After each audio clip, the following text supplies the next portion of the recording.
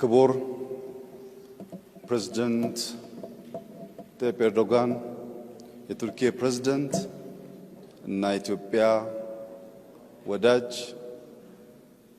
በጂ20 ሰሚት በደቡብ አፍሪካ በነበረን ቆይታ ኢትዮጵያን መጥተው እንዲጎበኙ ያቀረብኩላቸውን ግብዣ ተከትለው ዛሬ ኦፊሻል ጉብኝት በኢትዮጵያ ለማድረግ ስለመጡ ያለኝን አክብሮትና ደስታ ለገልጽላቸው ፈልጋለሁ። ክቡር ፕሬዝዳንት እንዲሁም ከሳቸው ጋር የመጡ የዴሌጌሽን አባላት ወደዚች ጥንታዊት የሰው ልጅ መገኛ የኮፊ አረቢካ መገኛ በአፍሪካ ብቸኛው በቅኝ ግዛት ያልተገዛች ሀገር ከፍተኛ ክብር እና ኩራት ያላት የማደግ ተስፋ ያላት ከሁሉ በላይ ደግሞ የአፍሪካ የፖለቲካል ካፒታል ወደ ሆነችው አዲስ አበባ እንኳን በሰላም መጣችሁ። ቆይታችሁ ያማረ የሰመረ እንደሚሆን ተስፋዬ የላቀ ነው። ዛሬ በነበረን የሁለትዮሽ ግንኙነትና ንግግር በአንዳንድ ወሳኝ ጉዳዮች ላይ ከፕሬዝዳንት ጋር ተግባብተናል።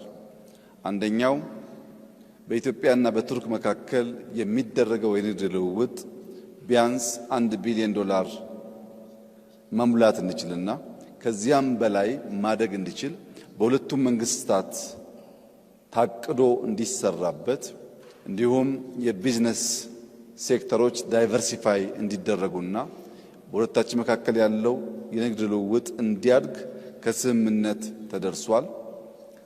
በተለይም የቱርክ ሁነኛ ኩባንያዎች ወደ ኢትዮጵያ በመምጣት ኢንቨስት በማድረግ ለሀገር ውስጥ ገበያ ብቻ ሳይሆን ለአፍሪካ ገበያ ኤክስፖርት ማድረግ እንዲችሉ በትብብር እንድንሰራ ተጨማሪ ኢንቨስተሮች እንድናመጣ ተነጋግረናል።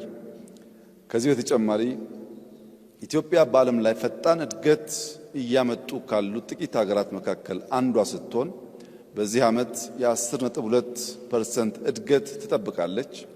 የዚህ እድገት ቀጣይነት መረጋገጥ የሚችለው ከ130 ሚሊዮን ሕዝብ በላይ ያላት ሀገር የሲ አክሰስ ተከልክላ በዓለም ላይ ካለው ልምምድና ትሬንድ ውጪ በጠላቶቻችን ደባ ለረጅም ጊዜ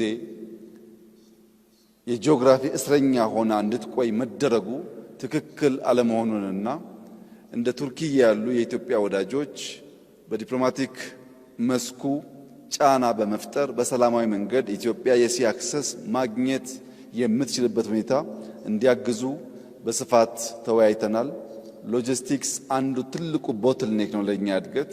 ከዚያ ደግሞ የሲ አክሰስ ቁልፉን ነገር የሚይዝ ሲሆን ፕሬዝዳንት ኤርዶጋን ከዚህ አንጻር የበኩላቸው ሚና እንዲጫወቱ ጠንከር ያለ ውይይት አድርገናል። ለዚህ ምስጋና እናቀርባለን።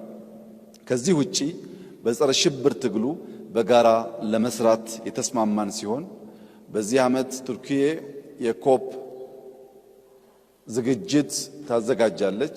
በሚቀጥለው ዓመት ኢትዮጵያ ከቱርኪያ ትረከባለች። በዚህ 2 ዓመታት በሚደረገው የኮፕ ዝግጅት ውስጥ የልምድ ልውውጥ እና መደጋገፍ እንዲኖር ተስማምተናል። ኢትዮጵያ የአፍሪካ የፖለቲካል ካፒታል በመሆኗ አፍሪካ ከፍተኛ እድገት እያሳየች ያለችበት ዘመን ስለሆነ በሚቀጥሉት 20-30 ዓመታት አፍሪካ የሚገባትን ቦታ እንደምትይዝ ታምኖ እየተሰራ ስለሆነ ቱርኪያ ከአውሮፓ አንጻር እና በኤዥያ መካከል ባላት ጉልህ የጂኦግራፊና የኢኮኖሚ ሚና የአፍሪካ እድገት ውስጥ የበኩሏን ሚና እንድትጫወት ብዙ ውይይት አድርገናል፣ ተግባብተናል።